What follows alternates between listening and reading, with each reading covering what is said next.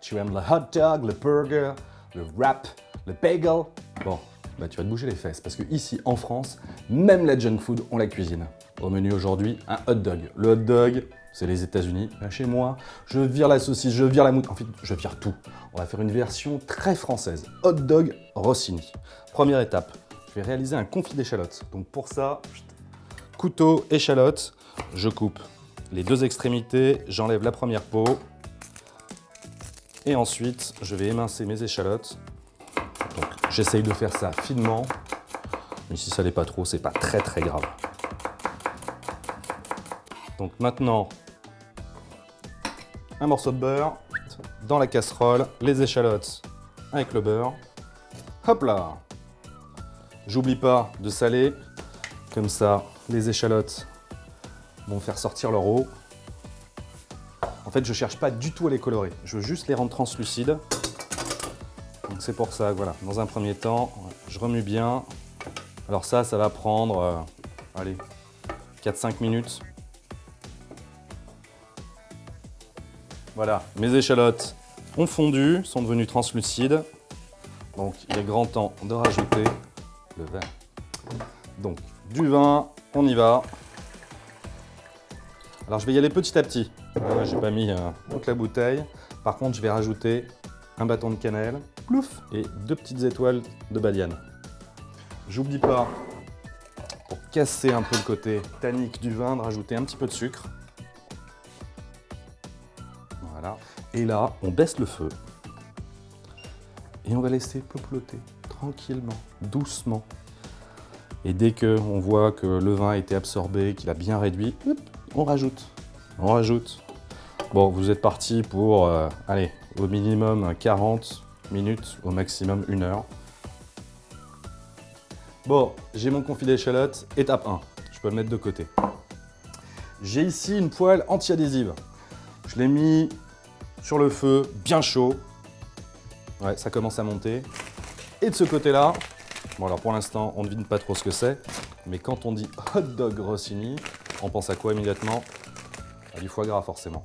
Alors moi, j'ai pris du foie gras congelé. Vous allez voir, c'est beaucoup plus simple d'utilisation, puisqu'en fait, le temps qui décongèle au centre, le tour aura coloré, j'aurai une cuisson qui sera parfaite.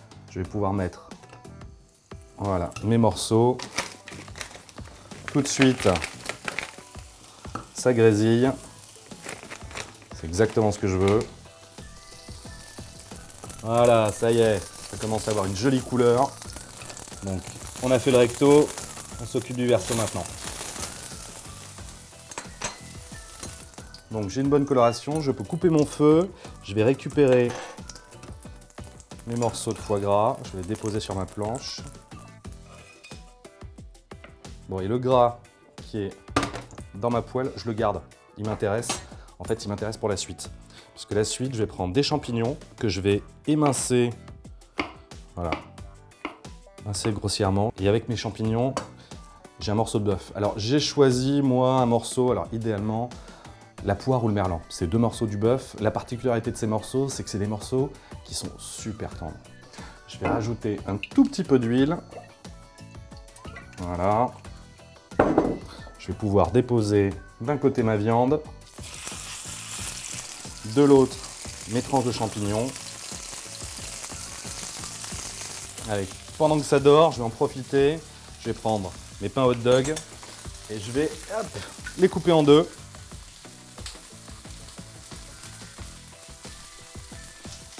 Et direction le Toaster 2000. Hop, c'est parti. Donc je vais pouvoir commencer à retourner mes champignons. Voilà, et d'où l'intérêt d'avoir gardé le gras rendu par le foie lors de la cuisson. Là, il est en train de nourrir ses champignons, cette viande. Encore une fois, en cuisine, rien ne se perd, tout se transforme. Je vais pouvoir récupérer mes champignons. Hop, direction ma planche. Allez, je vais retourner ma viande. Alors, jamais de fourchette pour retourner une viande. La pince. Si on pique une viande, elle perd de ses sucres et donc elle perd de sa tendreté. Donc ça y est, là on le voit, sur le recto, j'ai une belle coloration. Je ne l'avais pas salé tout à l'heure, je le fais maintenant. Alors, mon pain hot dog, il en est où? Allez, on va le sortir. Ma technique, ça sort comme ça, et ensuite, hop, je l'ai. Pendant que ma viande finit de cuire, je vais couper mes morceaux de foie gras. Voilà. En fait, je vais faire des cubes. Tac. Et ensuite, en cubes. Voilà. Je peux pas m'en empêcher. Donc ma viande, on va regarder. Bon, moi j'aime bien quand c'est très saignant. Donc là je suis pas mal. Donc pendant ce temps-là, je vais pouvoir commencer le montage de mes hot dogs. Je fais un joli petit lit de confit d'échalotes. Je garde les chapeaux pour plus tard. Donc ma viande a reposé. Je vais pouvoir maintenant la découper.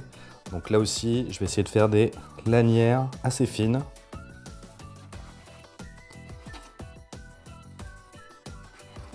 Donc je vais pouvoir commencer à installer mes lamelles de viande. Voilà.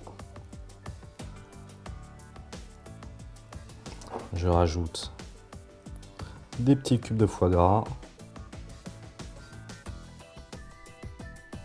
J'intercale un peu de champignons.